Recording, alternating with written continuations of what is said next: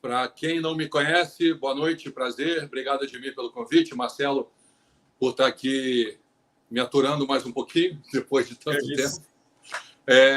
Bom, eu tenho hoje 60 anos, um ano exatamente mais que o nosso anfitrião aqui, que está fazendo as perguntas, ele tem 59, e a gente se conhece provavelmente ali desde 76, 77, mais ou menos.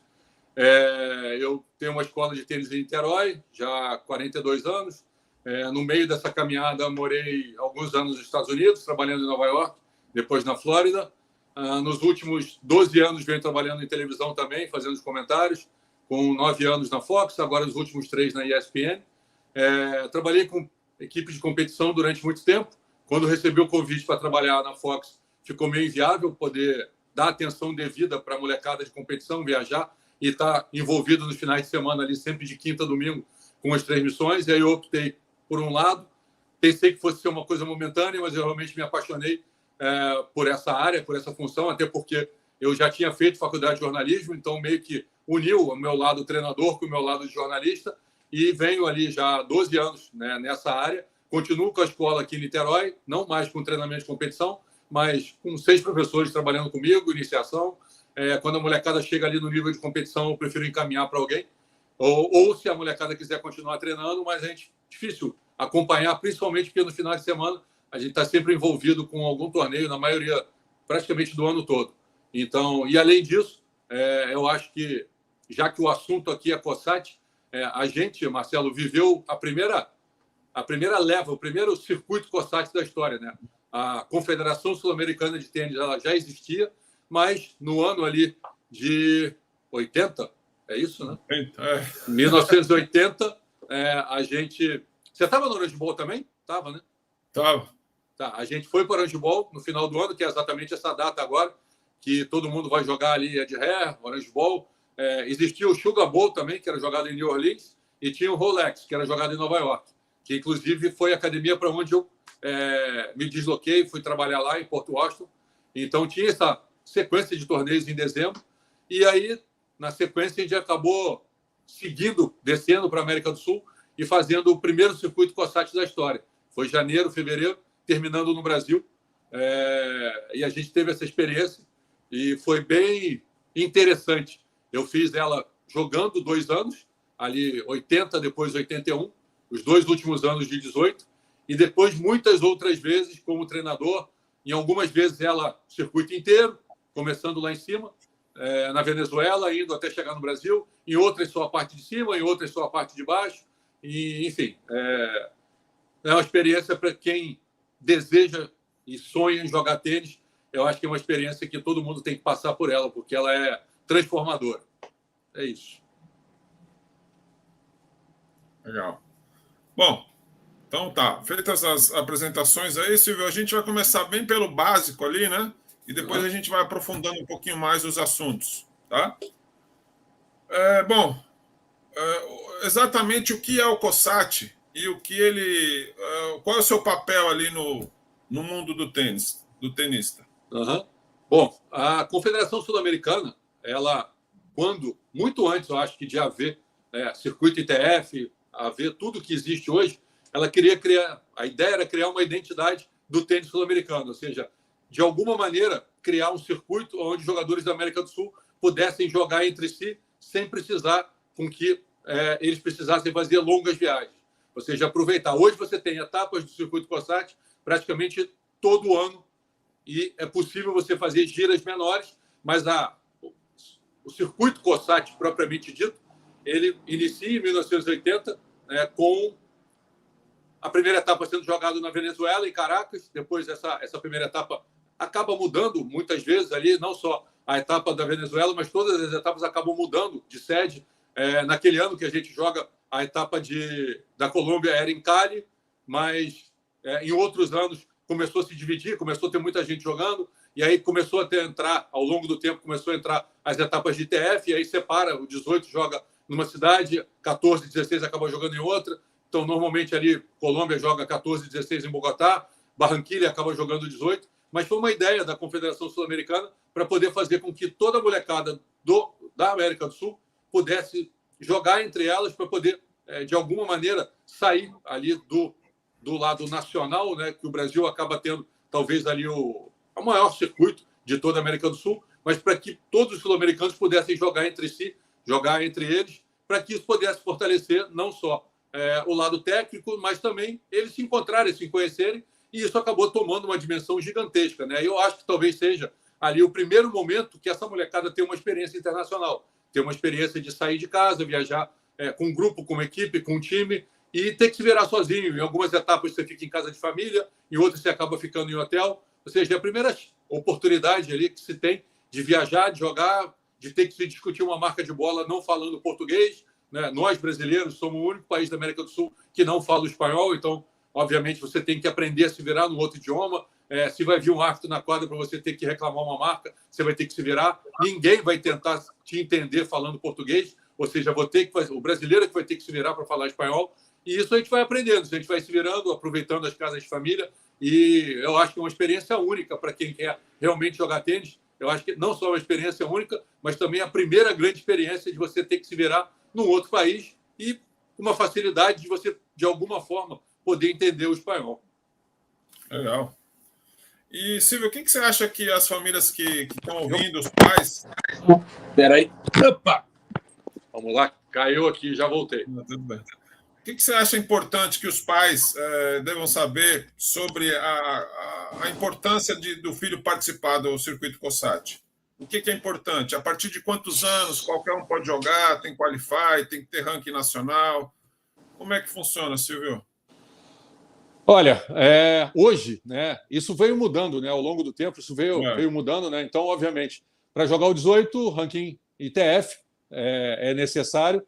Para jogar o 14 e 16, ranking COSAT, e não existe ainda, não sei se existe uma ideia, se existe ali um objetivo de entrar com a categoria 12 anos, mas a categoria 12 anos é uma categoria totalmente nacional. Então, você tem, no Brasil, você tem ali o banana só nacional, você tem várias etapas, mas você não tem um ranking sul-americano de 12 anos. Então, uma coisa que eu acho que seria interessante para os pais é eles não se preocuparem com o resultado, né? Isso é meio que óbvio, né? Mas numa primeira experiência internacional, numa primeira viagem, eu acho que o nível de aprendizado, o nível de amadurecimento, o nível de entendimento que esse menino, essa menina volta de uma viagem como essa, onde ele tem que se virar com outro idioma, onde ele tem que se virar numa casa de família, num hotel, onde ele tem que se virar de todas as maneiras para poder se entender dentro da competição, eu acho que esse é o principal objetivo. Obviamente, numa segunda experiência, numa terceira experiência, você começa a ter objetivos de resultado, você começa a ter objetivos de tentar chegar em algum lugar para poder ter ranking, ou seja, e evoluir. Mas eu acho que a primeira grande experiência é você realmente estar fora de casa para aprender a se virar, a dar jeito, encontrar soluções, porque vão ser muitos problemas. Problemas com aclimatação, você vai jogar numa semana a nível do mar, na outra com altitude, você vai jogar numa semana com bola sem pressão, na outra semana você vai ter uma bola, na outra semana você vai ter uma bola diferente, você vai ter árbitro simplesmente te ignorando, passando por cima, torcida torcendo contra. Vai acontecer de tudo. Você vai estar numa casa de família que talvez você não vai se entender muito bem com a sua mãe local, você vai pedir para trocar. Ou seja, você vai ter que se virar não só dentro da quadra, mas você vai ter que se virar 24 horas por dia. E isso vai ter que acontecer, e o seu filho e a sua filha vai ter que se virar com isso. Ela não vai poder ligar para casa e falar: o que eu faço? Ela vai ter que se virar. E provavelmente vai ter um delegado, vai ter um treinador, vai ter alguém que pode orientar, mas as soluções vão ter que ser dadas por eles, pelos meninos, pelas meninas.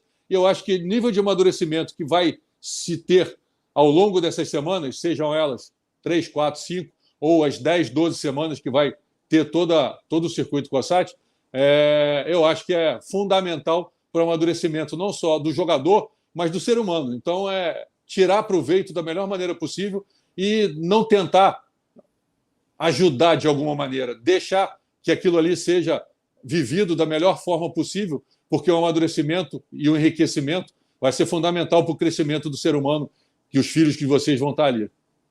Legal. E Silvio, em que momento você acha, assim, muitos pais assim têm dúvidas, né? Em que momento que eu devo levar o meu filho para jogar o COSAT? O COSAT começa a partir dos 14 anos, né? Categoria 13, 14, 15, 16. O que você acha? Qual é o momento, assim, em termos de nível técnico, que seria legal ou seria interessante, que seria toda essa outra experiência que você falou seria valiosa junto com uma evolução técnica ou uma experiência em termos de jogo também?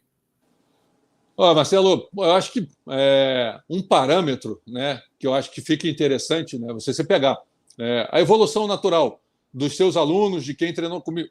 A evolução natural, você começa jogando o torneio que está dentro do clube, depois você vai para estadual, federação, começa a jogar torneio nacional. Eu acho que a molecada que começa a ter resultado, começa a se destacar em torneios brasileiros, ela acha que ela pode sonhar em jogar torneios de nível COSAT para poder buscar uma evolução técnica, buscar principalmente um amadurecimento. Agora, você pega aquele menino, aquela menina que não se sobressai jogando estadual dentro do próprio estado, eu acho que você tentar dar um passo maior que a perna não valeria muito a pena. Então, eu acho que o bom senso e principal, ouçam os treinadores. Eu acho que qualquer treinador que hoje trabalha com tênis em qualquer estado que seja, ele tem uma noção exatamente do nível do atleta que ele está treinando. Então, ele vai saber orientar da melhor maneira possível, né, o momento que isso aí vai realmente valer a pena. Não adianta você não passar uma rodada de um torneio estadual e achar que vai ser interessante você ir para uma etapa jogar um COSAT, porque você tem condição financeira de bancar uma passagem, e aí se você não está conseguindo passar rodada de estadual, sabe, acho que é dar um passo maior que a perna, ou seja, tentar entender todas as etapas do processo e respeitar essas etapas, ou seja, entender que se você está ali amadurecendo como jogador estadualmente, você tem uma etapa nacional para cumprir para depois você, daquele momento que você começa a ter um resultado que vale a pena e seja interessante, você vai estar jogando internacionalmente, não porque você esteja defendendo o país, você tem que honrar. Acho que o importante ali é você entender o momento que você está pronto e apto para poder dar um passo maior. E se você não consegue, dentro do seu próprio estado, ter resultado suficiente, eu acho que não adianta você querer sair para fora do estado quando você dentro dele não consegue, muito menos para fora do país. Então, sabe, o principal é ouvir o seu treinador, ouvir com quem você está trabalhando, porque com toda certeza ele vai ali estar preparado para te dizer que está na hora certa de você fazer isso. E ir por ir, sabe, não vale a pena. Se você não consegue ganhar um jogo no nível estadual, eu acho que não vai fazer muita diferença. Você perder na primeira rodada estando lá fora e perder na primeira rodada estando aqui dentro, sabe, vai jogar um brasileiro. Você vai provavelmente ter uma experiência muito mais enriquecedora do que você simplesmente fazer uma viagem internacional e não conseguir ter chance e oportunidade de jogar no mesmo nível. Entendi. Eu tenho notado, Silvio, você que tem muito mais experiência e tudo, que falando um pouco agora, talvez para quem já está jogando COSAT, para quem já atingiu esse nível, como você falou, né? Que as chaves do COSAT, principalmente no feminino, praticamente não tem qualify. Normalmente você vê um COSAT aqui no Brasil, por exemplo, tem chave de 32, tem 28 meninas do Brasil, uma da Bolívia, uma não sei da onde, ou seja, muito pouca gente jogando, diferente do que era alguns anos atrás. Uhum. E o COSAT era uma super referência de que você, por exemplo, você jogou um COSAT, você chegou numas quartas, numa semi, foi vice-campeão, foi campeão, você estava assim, vamos dizer, você podia se considerar que estava dentro de um determinado nível, né? Hoje, o que você acha, Silvio, que está acontecendo? Que tem muito poucos países jogando essas etapas. Eu digo as etapas não Banana Ball, Brasil Júnior, esses aí mais fortes, mas os menores. O que acabou, acho que acontecendo, né? Isso eu vou te dar uma opinião um pouco de fora de quem está fora dessa novo momento, né, dos torneios COSAT, que acontecem, vamos botar assim, nos últimos 10, 12 anos, que foi exatamente o período que eu saí um pouco desse momento. Mas o que me parece, né, é que a gente tinha um circuito COSAT muito forte, sendo jogado em janeiro, fevereiro e março, né? Então, naquelas 12 semanas, ele era muito fortalecido, porque eles eram os principais e talvez os únicos torneios de todo o continente sul-americano. Então, todo mundo se preparava porque sabia que, para pontuar, você precisava jogar aquelas semanas de janeiro, fevereiro e março. Hoje, você tem etapas, giras pequenas, ao longo de todo o ano. Então, eu acho que quando você aumenta a quantidade de torneio, quando você espalha muito isso ao longo dos 12 meses do ano, você acaba enfraquecendo, porque você acaba dividindo. Alguém vai por algum motivo qualquer, lá, resolve, vai optar por uma determinada gira, mas nem todos vão escolher a mesma. Então, eu acho que quando você abre espaço para muitos eventos, diferente do que quando acontecia quando nós jogamos e depois quando nós começamos a trabalhar como treinadores e viajar, quando o circuito COSAT era aquela sequência que jogava só no início do ano, ali você tinha um circuito muito fortalecido, porque era como a gente jogava brasileiro antigamente, né? Você tinha meia dúzia de torneios ao longo do ano. Eles eram muito fortes quando tinha o circuito Sul-América. Você tinha 6, 7, 8 etapas. Então, por mais que você tivesse uma etapa paralela, os torneios fortalecidos eram do circuito Sul-América, quando depois, na sequência, acabou acontecendo circuito Credit Card, Unimed, e hoje você tem o circuito da CBT. Então, você tem os torneios, que são os principais torneios, mas você acabou abrindo demais o calendário. E quando você abre demais o calendário, você espalha demais o interesse de quem está jogando, e aí você vai ter, em alguns torneios, talvez por questões de escola, talvez por questões de aula, prova em determinado local, então você vai ter alguns torneios mais fortes, outros nem tanto, e você vai ter lá no início do ano fortalecido aqueles torneios que normalmente todo mundo sempre jogou. Então, eu acho que o que acaba acontecendo é que quando você abre demais o calendário, você acaba fazendo com que você tenha torneios que acabem ficando mais fracos, e isso faz com que você tenha isso aí exatamente que você está falando, né? Torneios em que a chave feminina acaba não fechando, é uma pena, mas por outro lado, né, é uma maneira de você espalhar para você poder dar chance e oportunidade para todo mundo também poder jogar, né? Então, acho que tem dois lados, né? Acaba tendo dois lados. Essas etapas do circuito COSAT que são ao longo do ano, você acha importante, vamos dizer, se um jogador já adquiriu nível, como você falou, você acha importante ele passar 15, 20 dias jogando nessas épocas do ano, ou melhor concentrar ainda naqueles de janeiro e fevereiro? Marcelo, eu acho que depende muito do nível, né? Porque quando você está falando aqui, para quem a gente está falando, a gente tem pai de meninos e meninas de todos os níveis, né? Então, eu acho que depende muito do objetivo, do momento, em que fase do processo esse menino, essa menina se encontra. Eu acho que, tendo a oportunidade, eu acho que é importante você estar aproveitando ela. Mas eu acho que, dependendo do momento que esse menino, essa menina esteja, você tem, dentro do próprio Brasil ou dentro do próprio estado, torneios que ela possa estar fazendo, que você possa.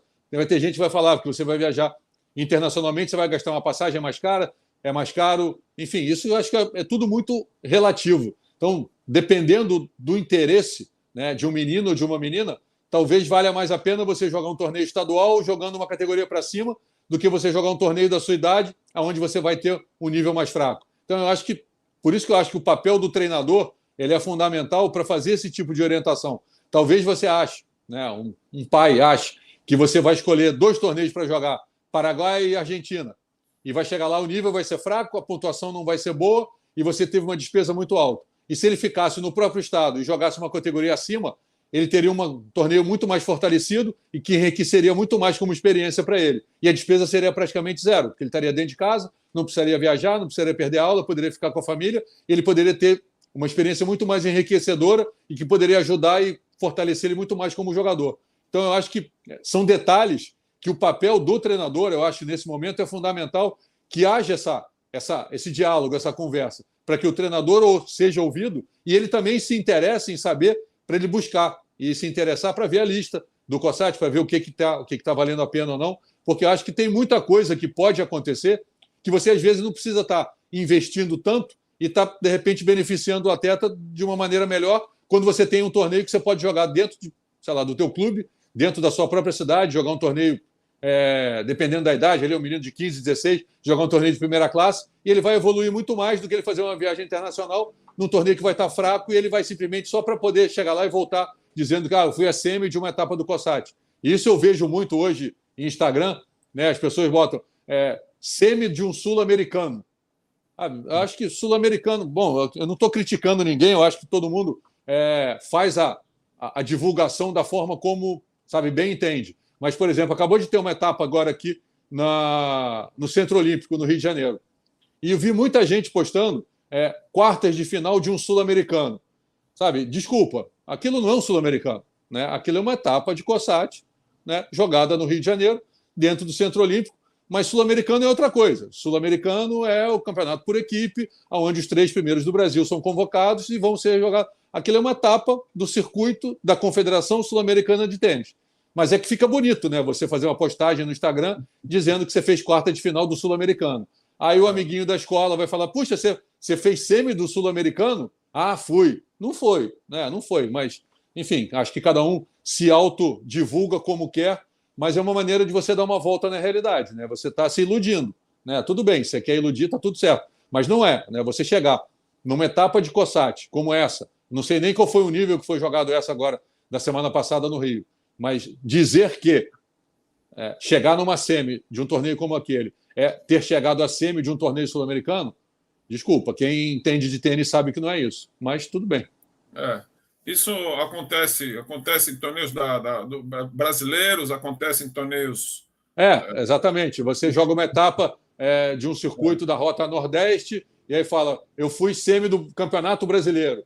Quando o Campeonato Brasileiro é o Brasileirão jogado lá em Uberlândia e aquele é o Campeonato Brasileiro. As outras são etapas que são jogadas, né? Enfim, mas etapas promovidas pela Confederação Brasileira de Tênis, mas não quer dizer que é um brasileiro, né? Exatamente, mas geralmente quem enfim, não vou aprofundar, você está entendendo o que eu estou querendo dizer. Entendi. E, Silvio, falando um pouco para talvez alguns pais que estejam ouvindo a gente, que tem os filhos que já estão num nível mais alto e tal, e que o que exatamente a COSAT oferece com aquelas giras europeias? Como é que você se qualifica para isso? Quando que são? Quais torneios que pode jogar para você se qualificar para isso? Olha, eu vou te dar uma experiência que eu vivi ela como treinador, né? Quando a gente jogou, eu acho que, se não me engano, nem tinha ranking TF quando nós jogamos ali, 80, 81. Não sei se tinha, não sei se... Porque não tinha computador, não tinha muito... Naquela época estava começando a ATP. A ATP estava começando a se informatizar. Então, se a ATP estava se informatizando, eu imagino que o juvenil não tivesse esse tipo de acompanhamento. Mas um pouquinho mais para frente, ali quando eu acompanhei a primeira gira, eu como treinador, né, que aí é a geração do Bocão, a geração que o Fino jogou também, o Tato dela, enfim, essa geração que eu acompanhei, o Dudu, o Teófilo. Ali você tinha, né, as etapas do circuito COSAT e, simultâneas a essa, você tinha a gira da Oceania, né, onde tinha os torneios da Nova Zelândia, da Austrália, e esses torneios aqui com uma pontuação e com uma sequência muito maior do que da Oceania, era onde melhor você poderia se preparar e pontuar para você poder ir para a Europa. E quem conseguisse terminar mais ou menos essa gira aqui entre os 100 primeiros, meio que se garantia na gira europeia, a partir ali de final de abril, início de maio, começava a gira na Itália e você ia fazendo a gira, passando por Milão, onde é jogado um torneio de grupo A, o torneio mais forte, você tinha também os grandes lances sendo jogados na época. Então, você conseguindo terminar aqui na sequência que tinha, na época não tinha nem a Gerdau ainda, né? Era o Banana Ball que era jogado, e depois você tinha o Sul-Americano.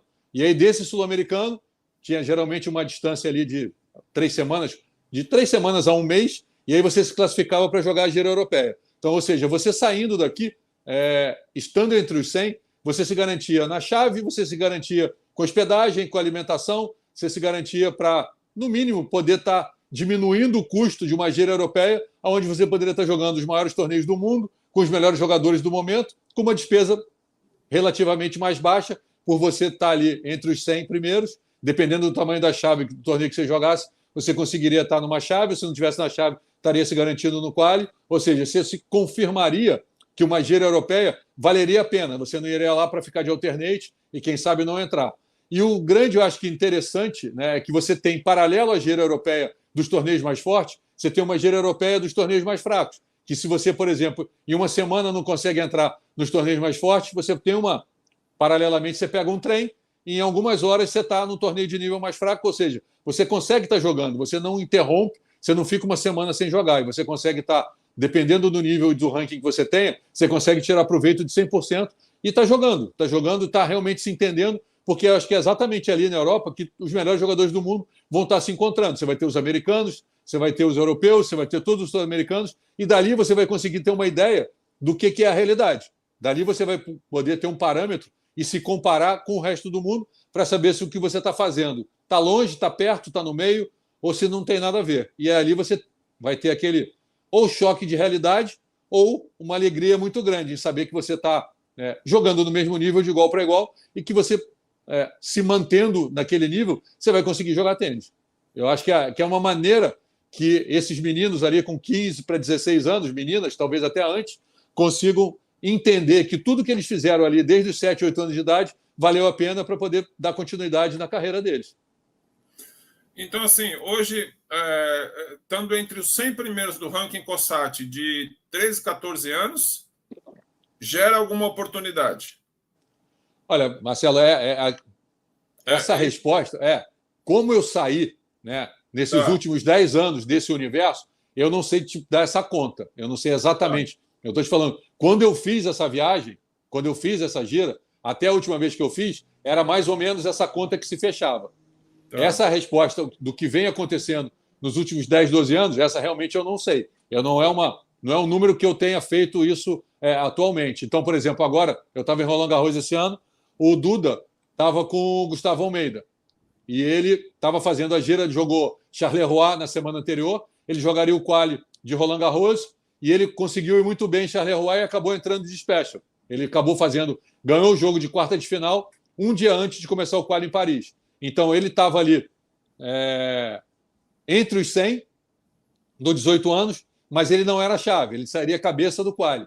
E acabou com essa vitória ali na rodada anterior ao início do quali em Paris, ele acabou se metendo na semi de Charleroi, que é um grupo 1 que é jogado antes de Roland Garros, e acabou entrando na chave também.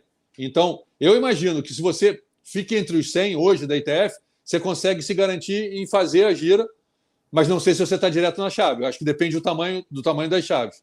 Não, 100 da ITF ou COSAT, você falou? Não, 100 da ITF. Eu estou falando dos 18 anos, né? Eu estou falando dos 18 anos. Não, eu estou falando do 14 e 16 do COSAT. Olha, essa resposta eu também não vou saber te dizer. Porque aí você estaria fazendo o Tênis Europe, né? Que não é ITF. Eu acho que você. Porque, Silvio, eu vejo hoje, eu trabalho com competição aí, né? Então, eu vejo muitos pais na dúvida, assim, o que é melhor?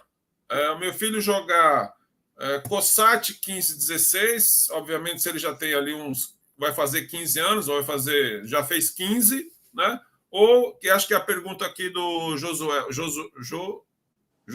aqui, ou ele já começar a jogar os ITFs. Um garoto de 15 anos que já tem um nível legal, que está buscando, que quer uma projeção, etc. e tal. Olha, eu acho que essa resposta ela é muito relativa, né? Porque, por exemplo, você falou assim, ele já tem um nível legal. Eu acho que um nível legal ele vai daqui até aqui, né? Deixa eu ver, cadê a câmera? Ele é muito amplo, né? Então, eu acho que, de novo, eu acho que o treinador tem que ser ouvido. O treinador ele tem que ter o entendimento do que é o nível para ele poder tirar proveito aos 15 anos de estar jogando 18. Ele tem que saber, né, exatamente o tipo de jogador que ele tem na mão, se aquela experiência vai ser produtiva, válida e positiva para ele. É muito relativo você poder falar, ou você falar para uns vale a pena. Vou dar um exemplo aqui muito simples, né? A Vitória, com 13 anos, está tirando proveito da experiência de jogar 18. Né? O Guto está tirando, com 14 anos, proveito da experiência de estar jogando 18. E eles jogam 14. Eles são 14. Né? A Vitória tem 13. Né? O Guto tem 14. Então, são meninos e meninas que claramente está sendo super positivo e proveitoso para eles fazerem esse tipo de experiência. Vão ter meninos da mesma idade que não vão tirar o proveito suficiente e não vale a pena. Então, eu acho que por isso que nessa decisão o treinador é fundamental para ele fazer esse entendimento se é chegado o momento dele dar esse passo ou não. Porque uma coisa que é muito certa, e você que trabalha com juvenil, se você dá um passo maior que a perna, você tira a confiança do menino e da menina. E aí, para você recuperar isso, como é que você faz? Você vai ter que dar um passo para trás para poder tentar dar um passo para frente. Então, eu acho que o momento correto de você dar um passo à frente ou dar um degrau acima, ele tem que ser muito estudado. E eu acho que o principal personagem para poder ter isso consolidado é o treinador que trabalha com esse menino e com essa menina todos os dias. Então, eu acho que essa experiência é muito válida, mas eu acho que o treinador tem que, junto com a família e com o menino ou com a menina, e entender que é o momento daquele menino. Da mesma maneira, quando você está ali no menino que vale a pena começar a jogar future, depende, né? Como é que você vai chegar para um moleque como o João Fonseca, 1 ano atrás estava jogando, e falar, não está na hora. Sabe? Vai porque está indo, vai porque vai valer a pena. E o interessante é que você consegue, sabendo o momento certo, e se der errado, você consegue voltar, porque você não está jogando na sua categoria. Você está dando um passo para poder entender o que está acontecendo, para poder descobrir esse novo universo, e se algo der errado, você tem condição de voltar atrás. O único problema é que quando você dá um passo maior que a perna e volta, dependendo do que aconteça, você pode gerar essa ausência de confiança. E aí você vai ter que trabalhar muito bem. Então, essa menina, eu acho que tem que ser muito bem conversado com a família e com o treinador e com todo o universo que envolve essa criança e esse adolescente, né, que aquilo ali é uma experiência, ela pode dar muito certo, mas ela pode, no momento que você dá um passo à frente, você pode simplesmente chegar lá e estar preparado para algo que você não espera. Você pode chegar lá e tomar um 6-0, 6-0. Você pode chegar lá e, enfim, passar 3 semanas sem ganhar um jogo. E você pega um menino que joga bem numa determinada categoria, ele vai jogar uma gira com 3 torneios e não ganha um jogo, ele não está acostumado a passar 3 semanas perdendo na primeira rodada. Ele está acostumado a fazer quartas e semifinal. Se ele passa 3 semanas seguidas perdendo na segunda, terça-feira e só trocando bola, batendo bola, de terça até domingo e viaja, isso pode não ser tão positivo mentalmente para a cabeça dele. E aí você vai ter que saber administrar isso aí. Então tem que ser tudo muito bem conversado, e eu acho que depende muito de cada indivíduo, de cada um. Por isso que eu acho que o papel do treinador é fundamental. Não seria tão saudável, né? Entendi.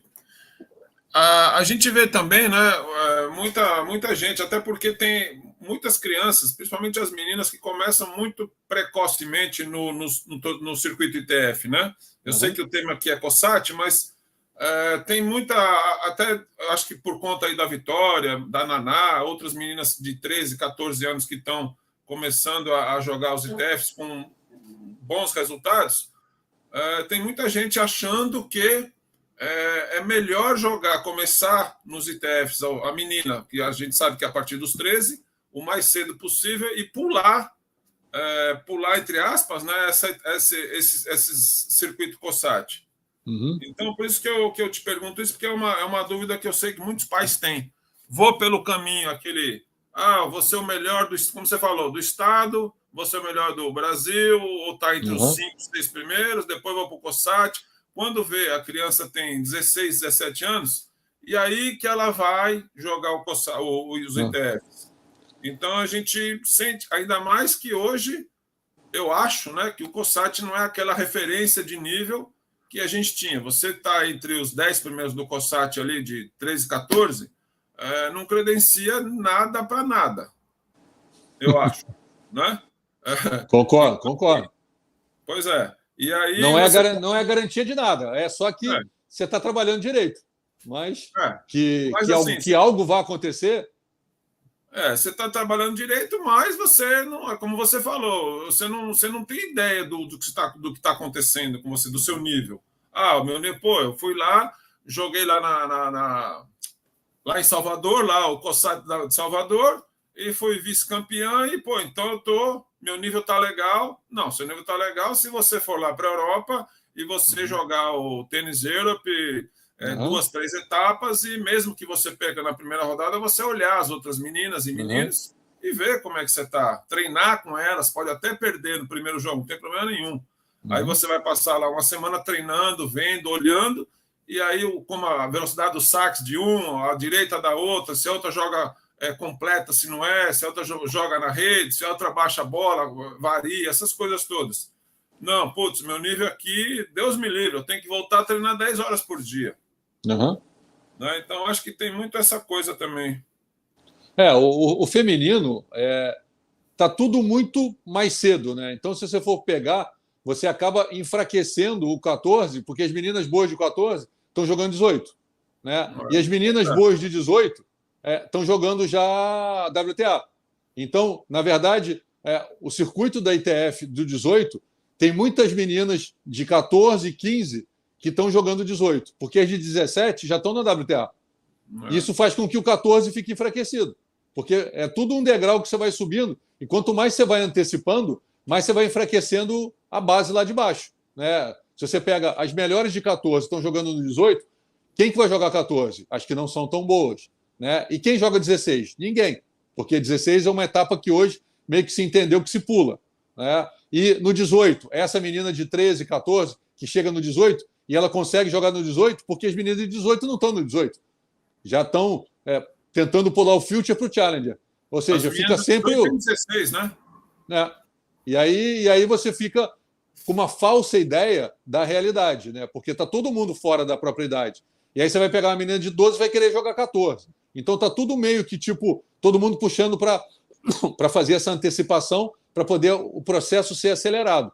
E acaba que isso virou uma corrente, eu acho que mundial. Você vai no mundo inteiro, você está vendo isso. Né? Hoje saiu, não sei a fonte, não sei de onde veio, mas passou rápido para mim, que a Vitória ano que vem vai começar a jogar WTA. Quem sou eu para dizer o que está certo e o que está errado? Mas ela está, né, seguindo o entendimento que o que ela fez agora, esse ano, jogando ITF, deu a ela bagagem para poder começar a jogar, provavelmente, ali um quali de Future. Ou ela vai ter, por conta lá de onde ela está, vai ter um wildcard em algum Future. E ela vai começar a jogar. Enfim, para ver o que está acontecendo. E ela tem uma vantagem que ela está no meio de tudo isso. Então, ela pegar um trem e ir ali na esquina jogar um torneio desse e voltar para casa se tudo der errado, é muito tranquilo. Ela pode pegar um trem na sexta-feira, deu tudo errado no sábado de manhã, sábado à noite ela está em casa para dormir. E não mudou a vida dela. Foi uma experiência que ela acrescentou na história dela. Você sabe, Silvio, uma coisa curiosa, entendi o que você falou. Uma coisa curiosa, assim, o ano passado eu fiz uma pesquisa, mas um a um, tá? Dos primeiros 50 meninos e as primeiras 50 meninas do ranking TF, do final do ano, né? Uhum. Aí o que aconteceu? Eu identifiquei que todos os 50 primeiros e as 50 primeiras, né, que já tinham ali 16 para 17 anos, todos começaram com 13, menina com 13, menino com 14. Todos. Não tinha, mas não tinha um que começou a jogar com 16, 17. Então, isso a gente sabe que não é uma garantia de sucesso também. Mas é um indicador, principalmente... Mas é um caminho, né?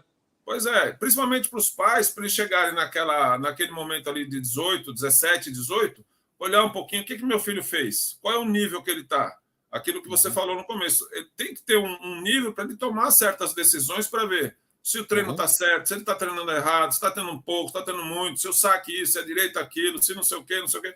Então, senão você fica trabalhando muito no escuro.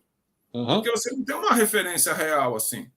Poxa, meu filho começou a jogar os ITFs com 14. Não, mas ele tem que jogar COSAT. Não. Por que ele tem que jogar COSAT? Tudo bem, aquilo que você falou, o treinador que vai resolver, que tem nível, se não tem, se está na hora, se não está. Mas a gente imagina que o treinador, se ele credencia o aluno dele para jogar os ITFs, é que ele está achando que ok. Os pais, às vezes, podem se atrapalhar um pouco. Por isso que eu acho que as coisas estão cada vez mais precoces, mas por muito dessa questão do COSAT também não ser mais a referência, né? Você pega o Banana Ball, por exemplo, de 20 anos atrás, 15 anos atrás, vinha muita gente. Hoje, né, vinha muita gente do mundo todo. Hoje não vem. Eu acho que ainda vem. Eu acho que o Brasil, eu acho que o circuito, o calendário, ele ficou muito amplo, né? Ele ficou muito longo e o Brasil é muito longe, né? A América do Sul é muito longe, né? Então você tem em datas parecidas torneios tão grandes quanto, e isso fez com que eu acho que o Brasil ficou um pouquinho ali, né? A não ser que você comece a criar incentivos para você jogar, né? De você ter 3, 4, 5 torneios que você, com uma viagem, com uma perna, você faz uma gira que seja interessante, aí você realmente compensa. Mas de tudo que você falou aí, além de eu concordar com tudo, eu acho que o fundamental dessa história inteira é você estar sempre se testando, né? Você está sempre se autoconhecendo, né? Para quem tem condição, para quem tem a condição financeira de você se testar, se você se colocar à prova, de entender que o trabalho que está sendo feito está sendo feito da forma correta, e ir lá para entender o que acontece no Tennis Europe e fazer uma gira de 2, 3 torneios na Croácia, enfim, aonde quer que seja, eu acho isso que é fundamental. Agora, a gente está falando aqui para todos os níveis, né? A gente está falando aqui para todo mundo, e eu acho que é tentar criar um formato, tentar criar uma linha onde o treinador consiga direcionar para que você saiba que, dependendo do que você esteja buscando, não adianta muito você tentar dar um passo aonde você, através desse passo, você pode criar uma expectativa, principalmente do menino e da menina, e que ela seja frustrada. A menos que tudo isso seja muito bem conversado, que tudo isso seja muito bem planejado e que você saiba que aquela experiência, na verdade, é uma experiência que, se ela der errado, você tem uma volta, você tem um retorno e você tem toda a estrutura montada para que você continue trabalhando, para poder, daquilo que você tirou de proveito daquela viagem, para você continuar trabalhando, para quem sabe daqui a 6 meses você experimentar de novo. Isso eu acho que é uma coisa muito válida. Mas nem todos têm condição de fazer um teste como esse, de fazer uma viagem para a Europa para ver se o trabalho está sendo bem feito. Isso realmente é uma condição hoje que não é toda família que tem condição de fazer. Quem dera, né, todo mundo pudesse fazer, vamos fazer uma gira de 3 semanas na Croácia, na Sérvia e na Bósnia. E vamos lá para ver o que está acontecendo no Tênis Euro. Infelizmente, isso não é possível para todo mundo. Quem pode, eu acho fundamental e eu incentivo que faça. Quem não pode, tenta fazer isso subindo uma categoria, jogando de um estadual para um brasileiro, de um brasileiro para um COSAT, ou sobe uma categoria. Enfim, tentar se testar, se autoconhecer, sempre buscando um nível acima para poder se comparar e saber exatamente onde você se encontra para saber se o trabalho que você está fazendo, o trabalho que está sendo feito, está de acordo com o objetivo que você tem. Exatamente. Eu acho que é bem por aí também. Mas essa questão assim, sabe? Você que não tem condições, você fala só do aspecto financeiro, né? Do aspecto financeiro, sim. E o que poderia ser feito, Silvio, para amenizar essa questão financeira? Olha, como você enxerga? Dá algumas dicas aí para os pais. Imitar os argentinos. Imitar os argentinos. Eu, em algum momento aqui, eu falei, eu fiz um future alguns anos atrás aqui em Niterói para inaugurar uma academia, e dentro, né, do início ali, a gente estava montando ainda, e aí eu tornei, na época, você assinava a lista do Quali ainda na sexta-feira, né? E aí na quinta-feira eu estava na entrada da academia, ainda com muita coisa chegando, e lá no início da rua apontaram 4 jogadores, né, com mochila, raqueteira, bolsa, e eles vieram andando lá da esquina, lá de longe.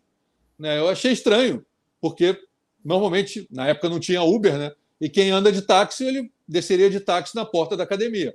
E eles estavam vindo lá da esquina. Eu falei, cara, esses caras vieram de ônibus, né? E aí eles vieram de ônibus. Oi, bom dia, por favor, quem é o Silvio Baixo? Como é que vai? A gente precisa de um favor seu. Existe algum local aqui na academia que a gente possa ficar? E eu não entendi muito bem o que ele estava querendo dizer com ficar. Ficar, né? Não, com o nosso material... Ficar meia horinha. Deixar o material. Não, a quadra já está disponível, tem 4 quadras lá para treinar, só estão ocupando 2, você pode pegar a quadra 3. Eu disse, não. Aí um deles virou assim, para dormir, falando assim, bem...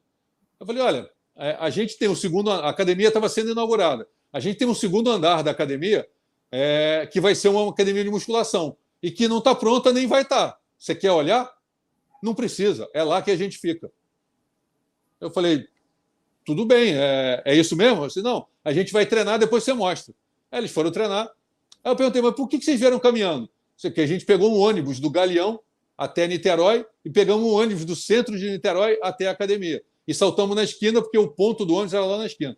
Então, dali, eles abriram a bolsa, tinha uma máquina de encordoar, porque era a maneira pela qual eles economizavam dinheiro através da máquina de encordoar, e eles vieram com um saco de dormir. E os 4 dormiram num saco de dormir, né? E tinha um treinador.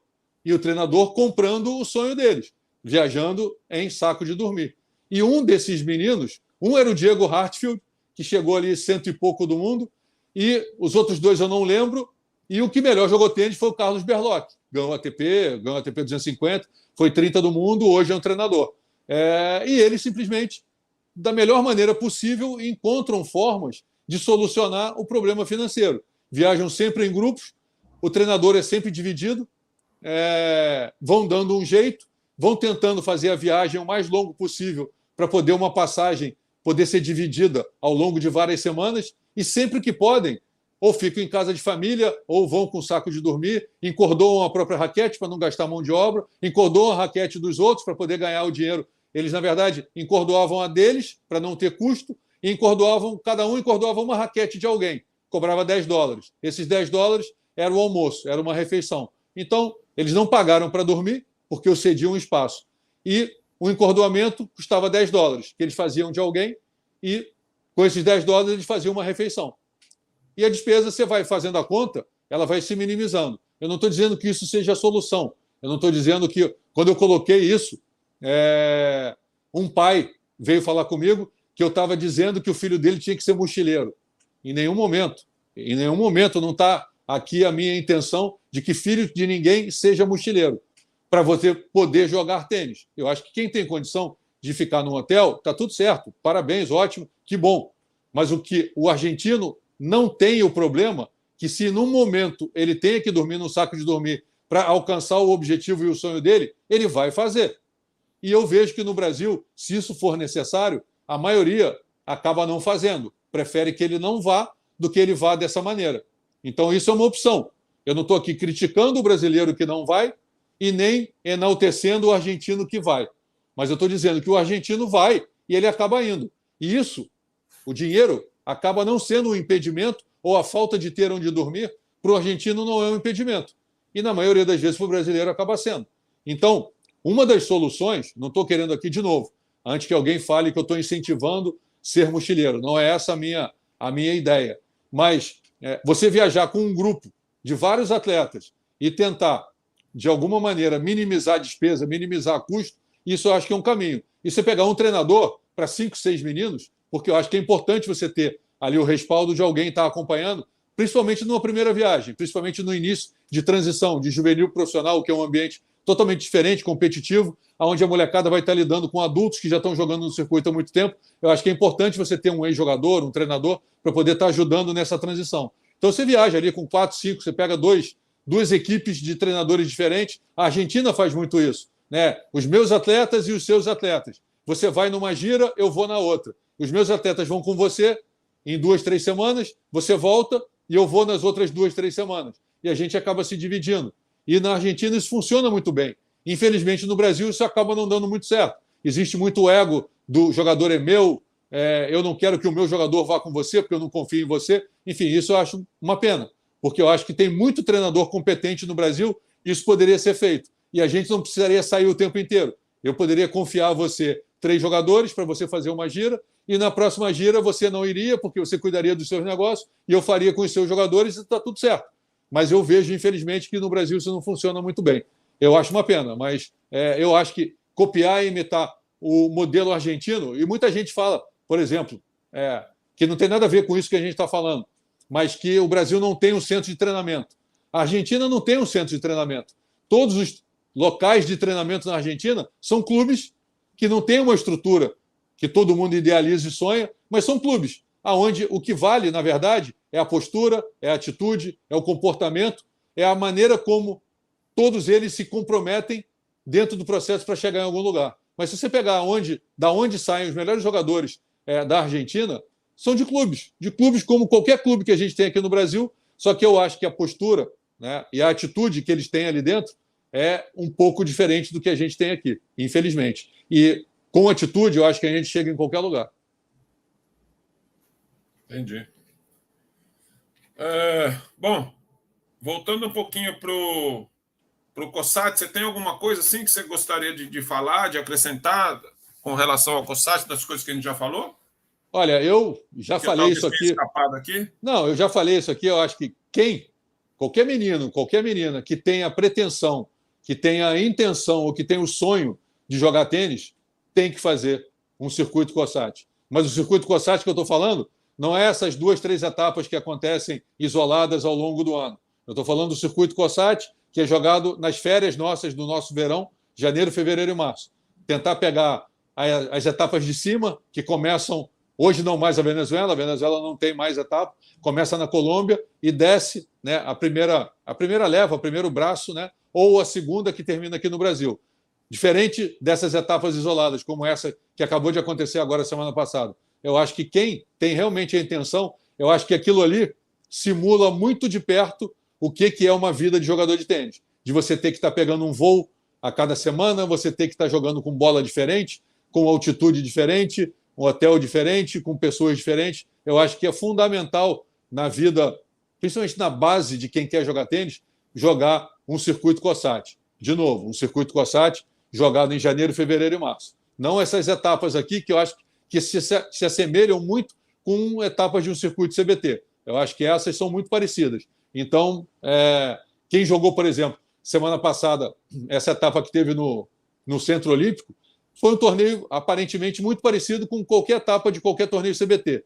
Então, eu acho que é um torneio parecido. Você foi lá e jogou uma semana. Eu acho que ela te acrescenta, porque é uma experiência principalmente você jogar dentro de um Centro Olímpico, mas eu acho que uma sequência longa de você jogar torneios jogados com essas diferenças que tem no início do ano, essas sim, você sai dali com toda certeza muito mais fortalecido e com muito mais certeza se você realmente quer jogar tênis.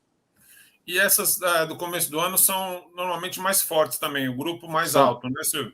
Exatamente. São grupos mais fortes, são torneios que têm jogadores de um nível mais forte, exatamente por você ter uma sequência mais longa, né? Você tem várias etapas seguidas que você pega, por exemplo, saindo do Brasil, você faz um voo para a Colômbia e você vai descendo. Então, você vai só simplesmente desmembrando as pernas na volta, né? Então, você sai do Brasil, vai até Barranquilha, Cali ou Bogotá, qualquer que seja a cidade, e depois você vai descendo, né, para chegar até onde você quer chegar. Então, fica mais fácil você desmembrar uma passagem, um bilhete aéreo para poder fazer aquilo que você vai jogar. E ainda tem um pouquinho antes até, você pode jogar aquelas etapas do... Me ajuda, Marcelo, aquela que é jogada no... Tem o México antes, né? Joga em Yucatán, tem antes, depois tem na Costa Rica o Coffee Ball, e aí depois você desce. O Coffee Ball, eu vou te dizer, tirando os torneios da Europa, o Coffee Ball é a melhor comida de torneio de tênis que eu já fui na minha vida. Não que isso seja um fator para definir nada, mas é um torneio muito legal. É um torneio que o hotel é grudado, os jogos têm jogos noturnos, os jogos passam na televisão. É um torneio muito legal de se jogar. O clube é muito bacana, né? Lá em Escazú, que é um bairro afastado um pouquinho de San José, na Costa Rica, né? Se você for um pouquinho antes, ali pegando o Réveillon, você tem o torneio do México. E aí você frio, altitude, aí depois você vai para Costa Rica, nível do mar, praia, aí dependendo da sua categoria, né? Barranquilha, você joga nível do mar, ou então você vai para Bogotá ou Cali, dependendo do ano, cada ano muda. Então, quer dizer, você tem todo e qualquer tipo de experiência e o menino e as meninas vão simplesmente tendo que se adaptar, que eu acho que a principal palavra, o principal termo do jogador de tênis é adaptação. E o circuito COSAT, ele obriga esses meninos e meninas a se adaptarem desde muito cedo. E se eles se adaptam e superam todas essas dificuldades e adversidades de um circuito COSAT, eles, no mínimo, saem fortalecidos e com a certeza de que realmente é isso que eles querem fazer para a vida deles. Jogar na Bolívia não é fácil, né, Silvio? Ah, não é não. Não é não. Chegar na Bolívia já não é fácil. Chegar na Bolívia já não é fácil. Eu fui para um sul-americano de 12 anos com a molecada, já tem tempo, né? Thiago Fernandes, o Matheus Costa, o Vitor Galvão, a Gabi Sé, que ainda está jogando hoje, a Rafa Miller, que já foi número 1 do mundo de beach tênis, e a Natasha Tomishima. Isso tem 20 anos atrás. Cara, a gente fez um voo. Todo mundo se encontrou em São Paulo, em Cumbica, cada um saiu de um lugar. A Sabrina saiu de Porto Alegre, eu saí do Rio, o Thiago saiu de Maceió. A gente se encontra todo mundo em São Paulo, espera o tempo da conexão. A gente vai até a cidade do Panamá, espera, volta para Quito. Chegamos lá no final do dia de domingo. Às 9 horas da manhã, a gente jogou contra o Peru, que já estava treinando há 3, 4 dias. E, enfim, é duro. A gente vai se arrumar. Mas eu acho que, no final, você só fortalece essa molecada. Você poderia dizer, esse time brasileiro ficou em terceiro no Sul-Americano. Se a gente talvez chegasse 2 dias antes, a gente perdeu no confronto do Peru no primeiro dia, sem adaptação, no tie-break do terceiro set, do 1-1 na dupla. Não sei se a gente poderia ter ganho ou não, mas enfim. E a gente não perdeu mais nenhum confronto. Fomos indo até o terceiro e quarto e ganhamos do Equador no terceiro e quarto e o Peru foi campeão. A gente deixou de ser campeão sul-americano. Mas eu tenho certeza que esses meninos voltaram de lá muito mais fortalecidos, independentemente do resultado não ter sido de campeão, elas terem ficado em terceiro. E as meninas foram vice. Mas o que elas aprenderam, o que eles viveram nesses 8, 9, 10 dias é uma experiência transformadora e enriquecedora para o resto da vida deles. O Thiago lembra disso até hoje. E isso aconteceu há 20 anos atrás. E ele tinha 12 e hoje ele tem 32. Então, essas experiências, elas fortalecem demais. E eu acho que quem sai delas com esse entendimento, ele sai com a certeza do que ele quer para a vida. O Luiz está dizendo aqui que 2024 não tem Bolívia, acho que vai ser no Peru. Será? Porque é difícil jogar lá? Não sei, mas Cochabamba não é tão difícil, não. La Paz é que é complicado. La Paz que pega, né? La Paz pega. Cochabamba é arrumadinho. E para a gente, né, que vira treinador, cara, vou te falar, eu nunca imaginei que eu fosse viver certas coisas, né? De tipo, você chegar numa etapa de um torneio em Cochabamba e o porteiro do clube saber teu nome. É uns troços assim que você não imagina. Fala, cara, tem alguma coisa errada, acho que está na hora de eu me aposentar. Porque o porteiro lembra de mim, sabe? Que você está voltando lá de novo. Você está de novo vindo. Pô, esse cara está vindo. Pô, outra vez você está aqui, sabe? Começam a acontecer coisas que você fala, pô, eu acho que está na hora de alguém tá fazendo isso aqui, né? Chega, né? Eu já vi o suficiente, né? O cara do bar já sabe o que você gosta, né? De comer. Você já sabe o que não deve comer. Pô, Barranquilla eu passei muito mal, porque Barranquilla eles inclusive recomendam de você não escovar o dente com a água da torneira. Até para escovar o dente, abre uma água mineral e usa água com gás, porque no frigobar eles costumam até reencher, né? Fazer botar água mineral, mas não água mineral de verdade, né? Eles vão lá e dão um jeitinho. Então, para escovar o dente, usa água com gás, que não tem como eles burlarem, não tem como eles encherem na torneira uma água. Acontece de tudo. Por isso que eu estou falando que você acaba aprendendo da forma mais desgastante possível, mas você vira alguém muito mais fortalecido depois disso aí. E tem uma coisa que aconteceu com a gente. Você lembra que a gente chegou em Caracas e o torneio foi cancelado? Você não lembra disso? Vocês têm uma memória muito fraca, cara. Minha memória está cada vez pior. A gente chega no aeroporto de Caracas. Esse ano que eu estou falando é 80, que a gente estava com o Milton Mota, não é isso? Seu Milton, isso. O Milton Mota estava cuidando da gente. Pois é, tinha o Juca, Pedrinho Coelho, Ricardo Matar, Dácio, era isso, né? Kátia Mittendorf, Silvana Campos, Kiki Rosvadovs, era isso aí. Lúcia Regina Silveira, Pascoal, Zé Mauro vai ser filha. A gente chega em Caracas e tinha um representante da Federação da Venezuela dizendo: o torneio não vai acontecer, acho que a carta que nós enviamos para a CBT foi extraviada. Porque era carta, né? Você não lembra disso?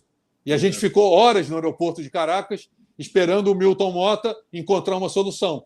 E aí a solução encontrada foi a gente ir para Cali e eles fizeram uma Copa das Nações em Cali na semana anterior. E a gente jogou um campeonato por equipe e aí na semana seguinte a gente jogou a etapa do COSAT, porque senão a gente ficaria parado. A gente foi para uma casa de família. A gente chega em Cali, tipo, terça-feira, jogamos uma Copa das Nações de quarta a sábado, e aí começou a etapa do COSAT. Essa primeira semana, a gente ficou lá treinando, jogando algo que não valia nada, porque Caracas tinha sido cancelado, e a nossa carta, né, que deveria ter sido avisado, extraviou em algum correio da vida. Você não lembra disso? Você tem uma memória, que isso?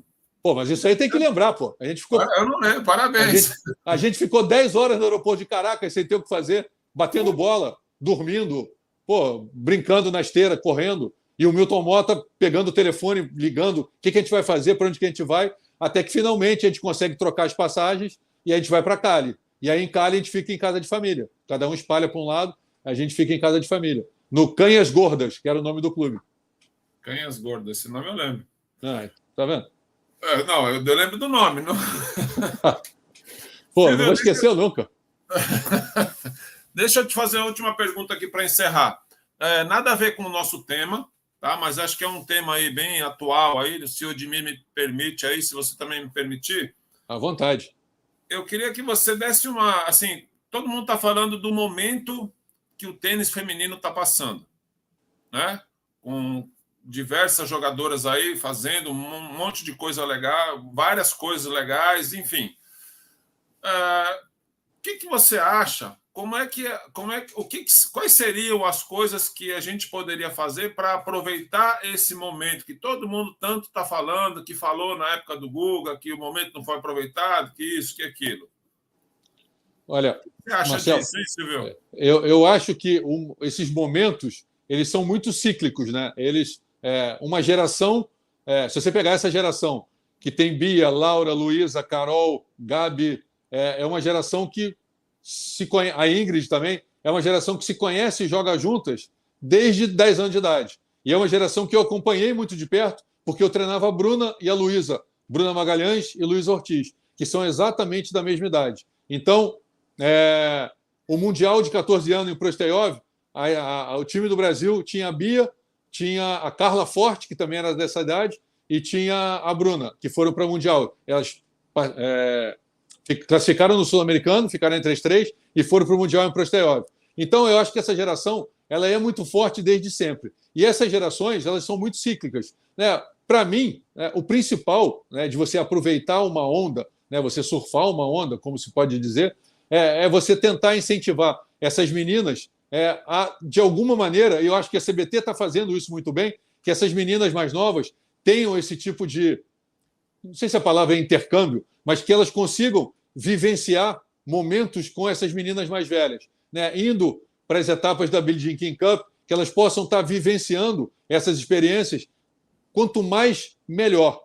Ou seja, agora, se eu não me engano, a Pietra e a Carol estavam treinando junto com as meninas da Billie Jean King Cup. Ou seja, quanto mais as meninas mais novas das próximas e futuras gerações puderem conviver com as meninas mais velhas, que não são nem tanto mais velhas assim, né? Tem ali entre 25 e 29, 24, 25, 26 anos. Né? Quanto mais você puder colocar essas meninas convivendo e, se possível, até viajando juntas, eu acho que seria fundamental, porque não adianta você ter elas jogando no nível que você assiste, que você acompanha e você torce, se você não puder conviver no dia a dia, se você não puder estar com ela algumas semanas do ano. Eu acho que se fosse possível que essas meninas pudessem, em algumas semanas do ano, estarem juntas com essas que estão carregando, puxando essa geração, eu acho que seria fundamental. E aí você pega as meninas de baixo dessa geração, que tenham 12, e poderem conviver com essas de 15 e 16. E as de 15 e 16 poder conviver com as que têm 25, 26, eu acho que você está fazendo com que essas gerações elas se estreitem, esse relacionamento. E eu acho que quando você convive, aí cai no ponto que eu acho que é fundamental para qualquer área da vida, é o ambiente. Quando você cria um ambiente de meninas que estão vencendo e puxa para cima meninas que estão vencendo na categoria delas e dá a elas a motivação de poder conviver uma semana, 10 dias, 15 dias, você vai estar proporcionando um ambiente vencedor na categoria de baixo, na fase de baixo. E aí você pega essas meninas que experimentaram com a Bia, com a Luísa, e com a Carol e com a Laura, aí você pega, elas vão fazer isso com as meninas de baixo delas. E aí você vai estar sempre proporcionando experiências enriquecedoras de baixo para cima. E vai estar todo mundo tirando proveito de alguém. Eu acho que se a gente puder, ao longo do ano, e eu não sei se seria um papel da CBT, se seria um papel dos treinadores, se seria um papel das academias, onde elas treinam, mas poder ter troca. Eu acho que quanto mais se trocar sem preocupação com ego, sem preocupação com eu não vou passar a informação que eu tenho, porque o que eu tenho é para mim, e eu acho que não tem que ter ego, eu acho que tem que ter um ambiente enriquecedor para quem está chegando. Porque quanto mais gente, principalmente no feminino, quanto mais meninas jogarem e quanto mais meninas experimentarem ambientes vencedores, mais meninas vencedoras a gente vai ter. Então é troca de experiência, é não guardar para si. Eu acho que informação é feita para você passar para frente. Informação, se você adquire, se você cria e se você evolui e melhora, não adianta você guardar para você. Você tem que passar para frente. E se você pegar as meninas que estão hoje fazendo o que estão fazendo, a Bia muito perto de estar entre as 10 do mundo, a Luísa muito perto de estar entre as 10 do mundo, a Laura, 2 medalhas de ouro no Pan-Americano, a Ingrid ali perto de 50 do mundo, quem mais? Me ajuda aí. A Gabi Serra, acabou de jogar agora o quali desse WTA em Jurerê. Ou seja, são meninos que estão viajando no circuito há muito tempo. Aí você pega a Pietra, pega a Carol Borer, pega todas essas meninas que estão tentando, a Olivia Carneiro, a Ana Candiotto. Quanto mais essas meninas conviverem em comum, mais as que estão chegando vão entender e vão descobrir que o processo é duro, mas ele paga, ele se paga, porque essas chegaram. E aí tem que ter essa troca. E vale a pena, mas tem que ter essa troca, tem que ter esse ambiente que quem está chegando seja acolhido por quem já está. E talvez, né, a geração da Bia não tenha tido isso, mas eu acho que é uma geração madura o suficiente para poder receber essas meninas mais novas e, de alguma maneira, ajudar elas a chegar no circuito. E da mesma forma que essas meninas que hoje têm 15, 16, 17, possam estar recebendo quem tem 12, 13, 14. E é um ciclo que você vai criando um ciclo vencedor, onde o ambiente se torna fortalecedor para que a gente possa ter gerações cada vez mais fortalecidas, para que no futuro isso seja normal e não seja algo diferente. Isso se aplicaria na base também lá embaixo? Olha, eu acho que isso se aplica para qualquer um. Eu cada vez mais estou consciente que o ambiente transforma. O ambiente ele é transformador. Se você tem um ambiente que não tem egoísmo, você tem um ambiente que não tem preocupação de guardar para dentro aquilo que eu tenho, porque você vai, daqui a 2 semanas, jogar com o meu atleta. Eu acho que se você tem uma categoria fortalecida, se você tem um grupo fortalecido, todo mundo sai ganhando. Não adianta você ter uma informação privilegiada e achar que se você guardar para o teu time, para a tua equipe, você não vai estar ajudando ninguém. Você não vai estar ajudando ninguém, porque você vai estar criando uma base muito fraca. Agora, se você voltou de uma viagem, teve uma experiência de 2 meses viajando na Europa, sabe? Reúne, troca informação. Hoje em dia, a gente tem isso aqui, ó. A gente tem isso aqui, sabe? Cria um grupo de treinadores. Olha, acabei de voltar da Europa agora, eu vi isso funciona dessa maneira, eu queria passar para vocês aquilo que eu vi, que eu aprendi, e vamos para frente. Eu acho uma pena que o Brasil não tenha isso, mas eu tenho muita esperança que o Brasil ainda venha a ter isso. Mas o principal, e isso para mim é fundamental, é o ambiente. Quando você cria um ambiente sem ego, sem egoísmo, você, com toda certeza, você vai ter um tênis muito mais fortalecido e muito mais rejuvenescido em termos de resultado. Eu acho que é o único caminho. Na verdade, eu acho que não tem outro caminho. Legal. Bom, já estouramos o tempo aqui sugerido pelo Edmir. Então, beleza. Se você tem mais alguma coisa que você gostaria de acrescentar, Silvio? Tá? Não, tudo certo. Papo ótimo. Quando eu tô do teu lado, eu fazendo, demora mais. Quando eu tô tendo que falar, é mais rápido. Tá bom. Tá bom. Estamos aqui 1h10. Oi? Não entendi, desculpa. Não, estamos aqui 1h10 já. Tá ótimo. Tá de bom tamanho. Pois é. Então tá bom. Bom, então, em nome do Edmir, da PTB, gostaria de agradecer o seu tempo, a sua disponibilidade e desejo sucesso para você. Parabéns pelas suas transmissões. Eu sempre que estou ali, eu assisto. Você é um dos caras que eu gosto de ouvir. Então, parabéns aí mais uma vez e muito obrigado. Valeu, Marcelo. Obrigado aqui pela conversa. Tempo que a gente não conversava, falava. E só para complementar aqui, fazer uma propaganda. No meu canal do YouTube, esse último final de semana, eu tive uma conversa com o Otaviano dos Santos. Quem não conhece, Biano, uma história linda, inspiradora, de um cara que trabalha com tênis desde a década de 60, treinou desde a família Uncins, está no Clube Paineiras do Morumbi desde sempre, desde quando ele foi boleiro, rebatedor, enfim, hoje... Quase 60 anos. Quase 60 anos. É uma história inspiradora. Ele, no final de semana passado, teve a parte 1, no próximo domingo vai ter a parte 2. E todo pai, toda mãe que sonha que o filho jogue tênis, por favor, assista. Não porque é o meu canal, não porque eu quero divulgar o meu canal, mas pelo Biano. O Biano, na verdade, eu fiz ali uma homenagem a um cara que, olha, pode ter alguém apaixonado por tênis no Brasil. Agora, mais do que ele, não tem. O Biano, para mim, é um gênio e eu acho que quem puder lá dar uma conferida no que ele fala, realmente é algo que é inspirador. Ele se arrepia, ele chora, enfim, dá uma olhada, porque realmente o Biano, para mim, é um dos caras que me inspirou como treinador e eu acho que se alguém curte e gosta de tênis, eu acho que vale a pena conhecer um pouquinho do trabalho que ele faz. Valeu, obrigado. Legal, valeu. Então, Silvio, mais uma vez, obrigado e boa noite aí. Falou, tchau. Valeu. Deus. Tchau.